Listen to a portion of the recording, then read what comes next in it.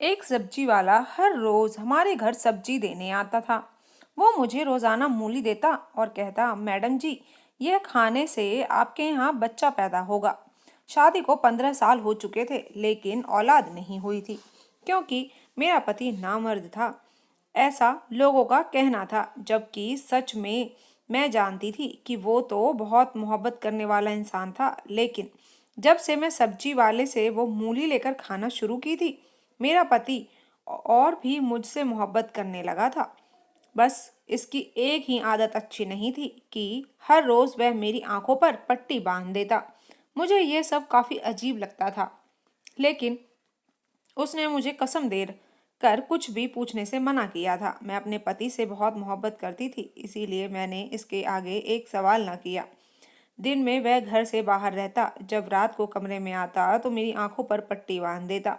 मुझे काफी हैरत होती थी, लेकिन मैं खामोश हो जाती, क्योंकि पति ने कसम ली थी और मैं अपने पति की बात को टाल नहीं सकती थी। मुझे स्कूल के बाद से ही पति और ससुराल वालों की इज्जत और घर के कामों के बारे में ना सिर्फ बताया गया था, बल्कि सिखाया भी गया था।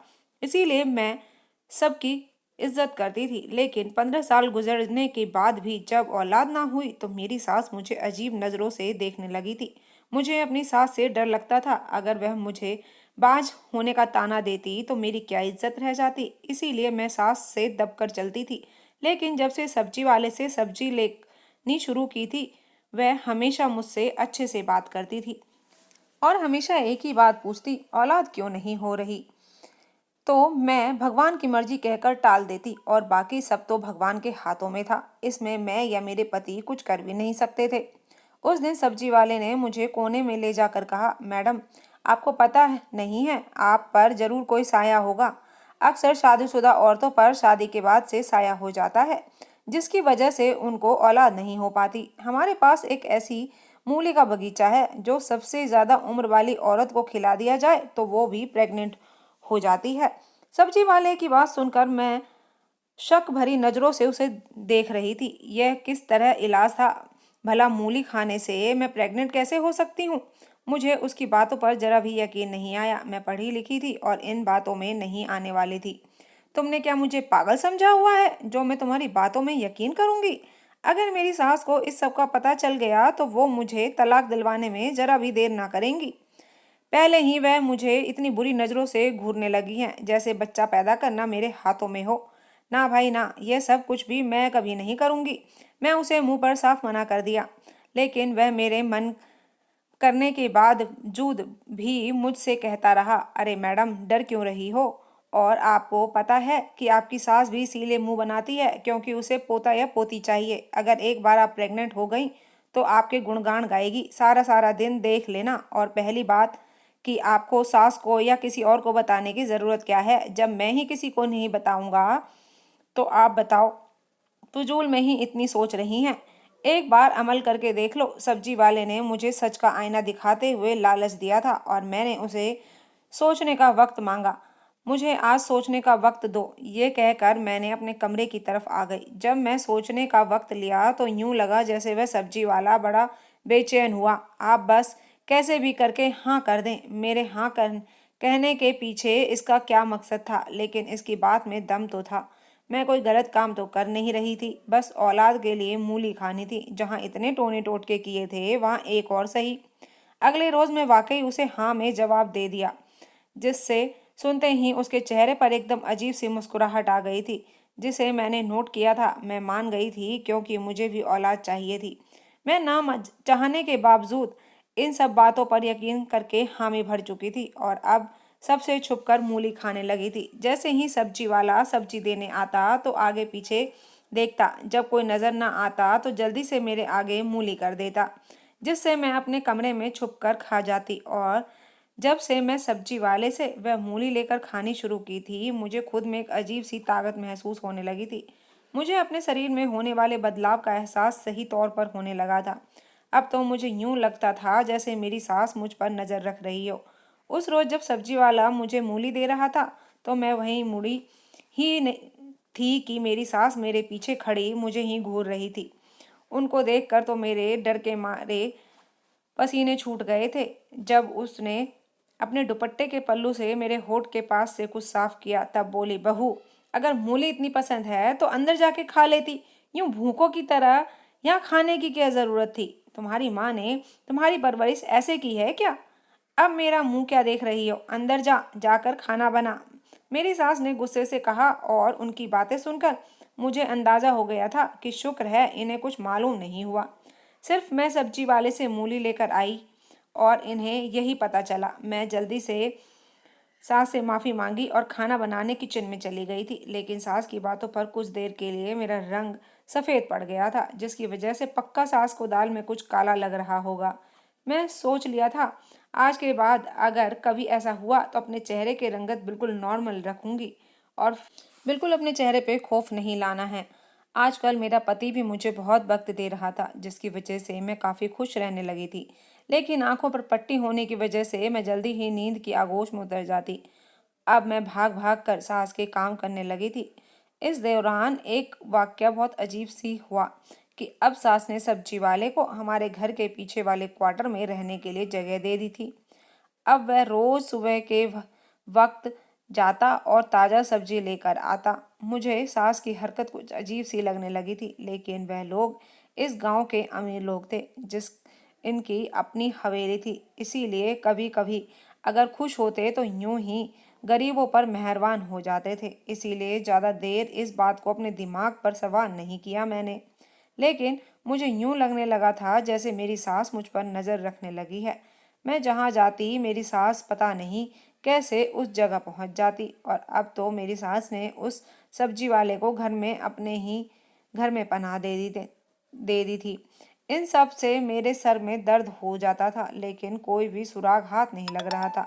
मुझे अजीब सी बेचैनी और दिल में अजीब अजीब ख्याल आने लगे थे। अब तो यूं महसूस होने लगा था जैसे वह सब्जी वाला मुझे घूर घूर कर देखता हो, लेकिन मैं इन सबको अपना वहम ही समझती थी। वैसे मूली खाते हुए मुझे 1 महीना हो चुका था, जब एक दिन मेरी अचानक से तबीयत बिगड़ी और जो बात मुझे पता चली वह सुनकर मुझे अपने कानों पर यकीन नहीं होया। मैंने भगवान का धन्यवाद किया और अकेले में सब्जी वाले को बुलाकर उससे पैसे भी दिए और उसका भी धन्यवाद किया।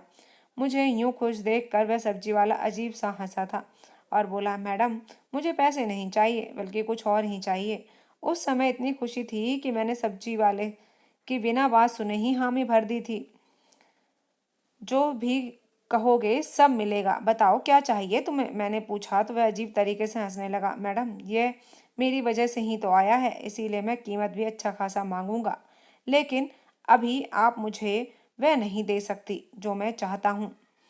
इंतज़ार करो, मैं खुद ही बता दूंगा।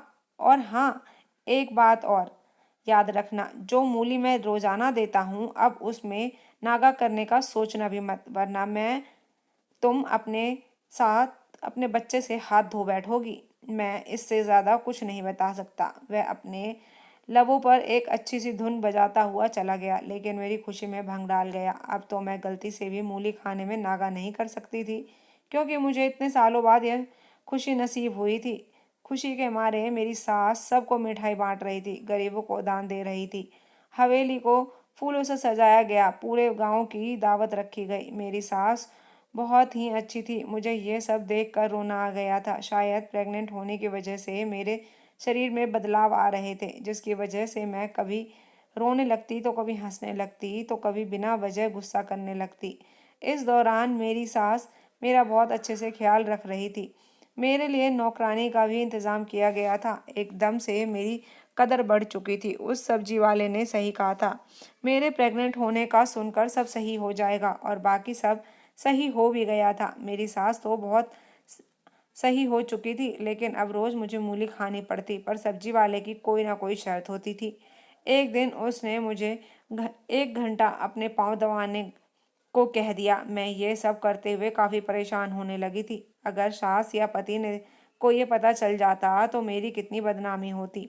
सब लोगों के दिल में यही ख्याल आता कि ये मेरा बच्चा नाजायज़ है। मैं ये सब नहीं होने दे सकती थी। मैंने सोच लिया था, अब कुछ ना कुछ तो करना ही पड़ेगा, वरना तो मैं बुरी तरह फंस सकती हूँ। मैंने सोच लिया, मैं मूली नहीं खाऊंगी, फिर सब्जी वाला फरमाइश कैसे करेगा?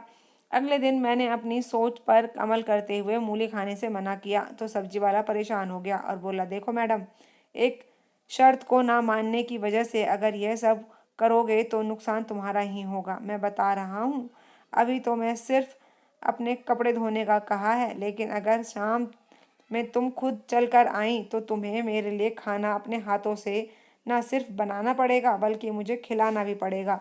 सोच लो, उसने तो मुझे सीधी सीधी धमकी ही दे दी थी, जैसे उसे यकीन हो कि मैं जरूर आऊंगी। लानत है तुम और तुम्हारी शर्त पर। तुम्हें जरा भी शर्म नहीं आती? मैं शादीशुदा हूँ और अब तो प्रेग्नेंट भी हूँ। मैंने गुस्से से कहा, तो क्या हुआ प्रेग्नेंट हो तो? मैडम जी, मेरी वजह से ही हुई हो प्रेग्नेंट।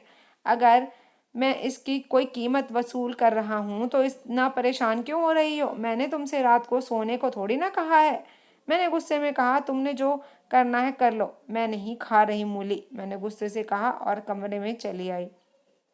1 घंटे बाद मुझे अपनी कमर और पेट में बहुत तेज दर्द महसूस हुआ। सास ने दाई को बुलाया, लेकिन कोई आराम नहीं आ रहा था। तो मुझे वह सब्जी वाला एक बार फिर खिड़की में खड़ा नजर आया। मैंने सबको कमरे से बाहर भेज दिया और उसने मुझे जल्दी से वह मूली लाकर दी, जिससे खाने के 10 मिनट बाद ही मैं ठीक हो गई। अब मैं पहले से ही काफ़ी बेहतर थी। मैंने दवाई भी खा ली और इसके बाद वाकई मुझे शाम में खाना बनाकर उसे अपने हाथों से खिलाना पड़ा। सास ने तो मना भी किया, लेकिन मैंने कहा, मैं ठीक हूँ। मैं बहुत मुश्किल से उठी और खाना बनाई और कपड़े धोकर इस्त्री अपने काम वाले से करवा कर उसे खुद देने गई थी। और उसके बाद ही ये सिलसिला चल पड़ा था। मेरा 8वां महीना लग चुका था। सब बच्चे की खरीदारी कर रहे थे और मैं भी अब खुश थी कि एक बार बच्चा पैदा हो जाए।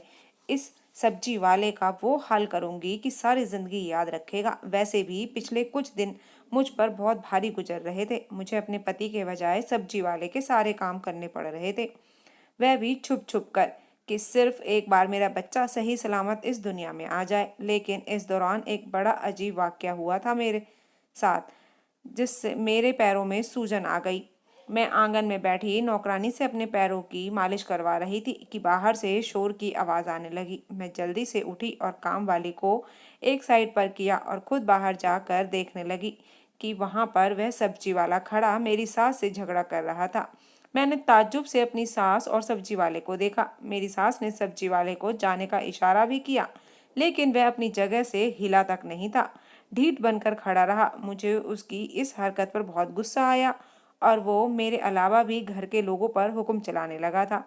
आखिर इस सब की वजह क्या थी? वह क्या साबित करना चाहता था? और फिर वह मेरे पास आकर बोला, यह बच्चा जो तुम लेकर घूम रही हो ना, यह मेरा है। इसकी बात सुनकर तो मेरी रूह झुलस गई थी। डर के मारे मेरे शरीर कांपने लगा था। वह ये सब क्या कह रहा था कि मेरे होने वाले बच्चे का बाप ये कैसे हो सकता है? क्या वो एक नया ड्रामा कर रहा था या वो मुझे बदनाम करने की कोशिश कर रहा था? सास ने गुस्से में आकर उसे एक थप्पड़ मारा और एक अलग जगह ले जाकर अपने कमरे से अखबार में कुछ पैसे छुपा कर ला कर दिया। जहां तक मुझे समझ आ रहा था, शायद वो पैसे ही होंगे। तो क्या वह सच कह रहा था जो सास ने उसे मुंह बंद रखने के लिए पैसे दिए थे? क्या सच में ये बच्चा मेरे पति का नहीं बल्कि सब्जी वाले का है? अगर यह सब सच था तो क्या सास ने जानबूझकर खुद ये सब करवाया? लेकिन क्यों? वह क्यों ऐसा चाहती थी? अपनी ही बेटे की बीवी के साथ ऐसा करके एक नाजायज बच्चे को क्यों पैदा करवाना चाहती थी? और इन सब से भी ऊपर एक और बात थी, क्या मेरे पति को अपनी माँ की सारी सच्चाई का पता था? क्या वह भी इन सब में शामिल था? लेकिन कोई गैरतमंद मर्द ऐसा कैसे करवा सकता था कि अपनी ही बीवी को कोई किसी और को इस्तेमाल करे? यह सब बातें सोच सोच कर मैंने अपनी तबीयत बहुत ज़्यादा ख़राब कर ली थी। अगले रोज़ मैं बहुत ज़्यादा बुखार में तड़प रही थी। सब अब तो लोग मेरे लिए यहाँ से वहाँ भाग दौड़ कर रहे थे। मेरा पति मेरे लिए इस कदर परेशान था, इससे मैं ये अंदाज़ा तो लगा लिया था कि वह अपनी माँ की सच्चाई से बेखबर है। अभी तो ये बात भी कंफर्म करनी थी कि ये बच्चा सच में सब्जी वाले का है या मेरे पति का, क्योंकि मुझे तो ऐसा कोई भी हादसा याद नहीं था जिसकी बुनियाद पर मैं ये कह सकती थी कि बच्चा मेरे पति का नहीं। और सीधा मैं अपने पति से पूछकर उसे शर्मिंदा भी नहीं करना चाहती थी। मैंने सोच लिया था कि कोई ऐसा तरीका या प्लान बनाना था जिससे सच का पता चल जाए और मेरे पति के दिल को ठेस न पहुंचे। मैं बच्चे की पैदाइश के बाद उसका छुपकर डीएनए टेस्ट कराने का के बारे में सोचा, लेकिन ज़रूरी नहीं जैसा हम सोचे हैं वैसे ही हो जाए। मेरे साथ इससे भी बड़ा होने वाला था।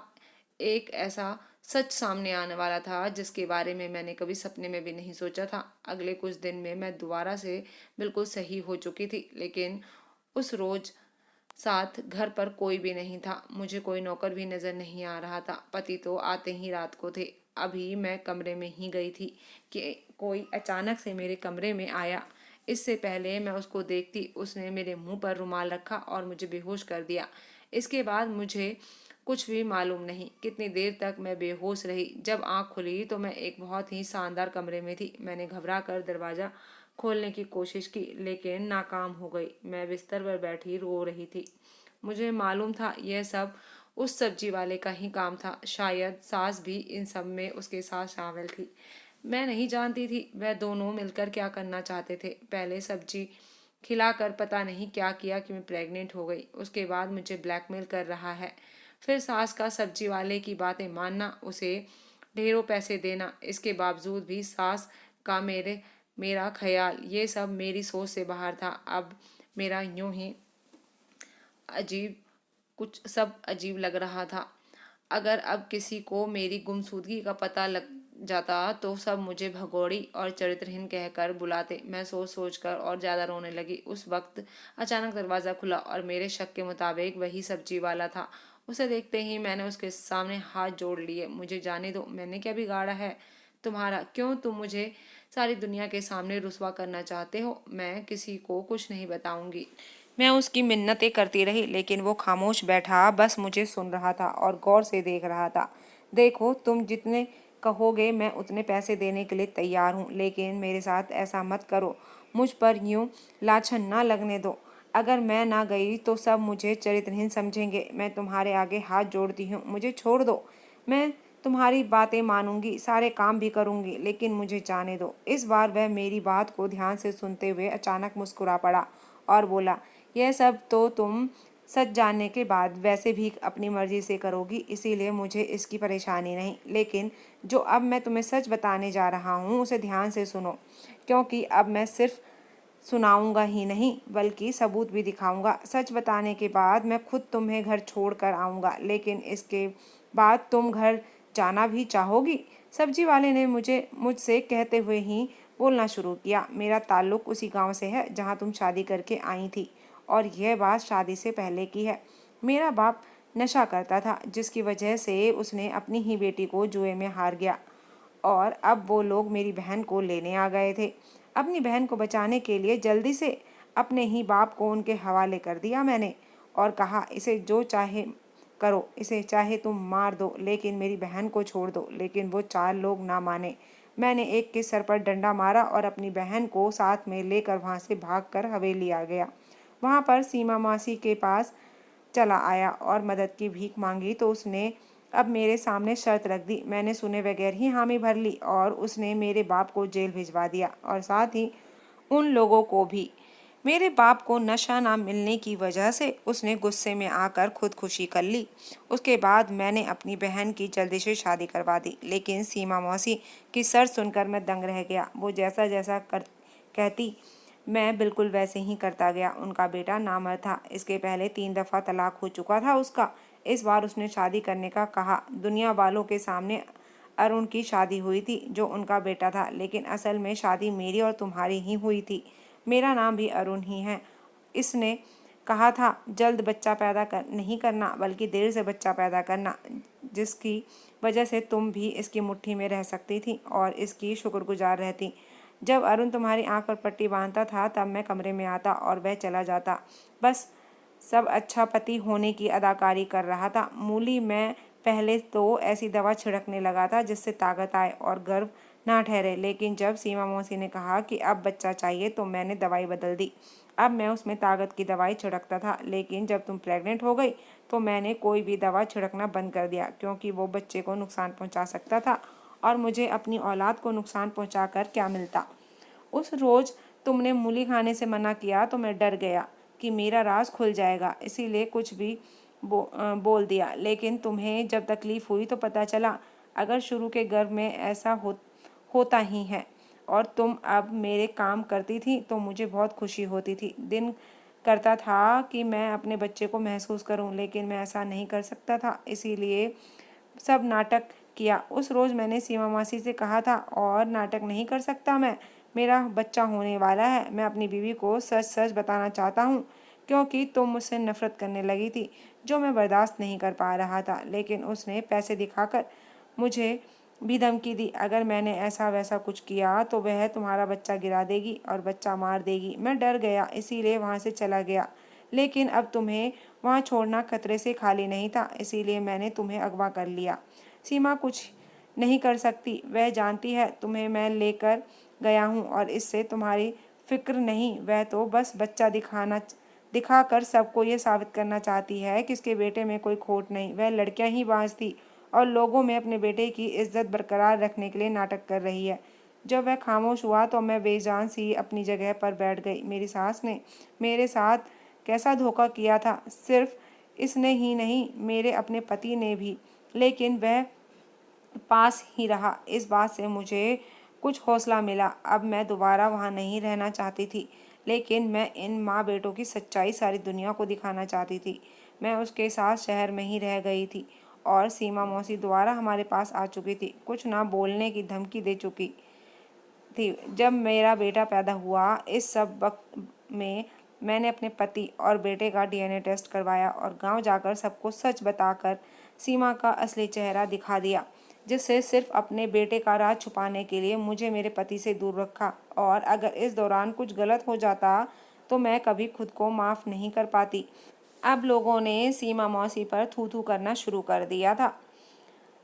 उनके बेटे को भी बहुत बुरा भला सुनाया। मजबूरन उन दोनों को ये गांव छोड़कर जाना पड़ा। अब मैं और मेरा पति इसी हवेली में रहते हैं। हम दोनों ने अपनी ज़िंदगी में बहुत खुश हैं। मेरे पति ने यह सब अपनी बहन की जान बचाने के लिए किया था, इसीलिए मैंने उसे माफ़ कर दिया और वह तो हमेशा की तरह मेरे साथ ही था। आपको क्या लगता है, सीमा मौसी ने अपने बेटे की सच्चाई छुपाकर और इतना गंदा खेल खेल कर सही किया? क्या मेरे पति ने सब्जी वाला बनकर अपनी बहन को बचाने के लिए जो किया वह सही था? मैंने उसे माफ़ करके सही किया या गलत? मुझे उसे छोड़ देना चाहिए था या नहीं? आप मुझे कमेंट सेक्शन में अपनी राय ज़रूर बताइएगा। कहानी पसंद आई हो तो वीडियो को लाइक और शेयर और चैनल को सब्सक्राइब ज़रूर करिएगा। धन्यवाद। आपको दोबारा से मिलती हूँ एक नई कहानी के साथ। Bye bye.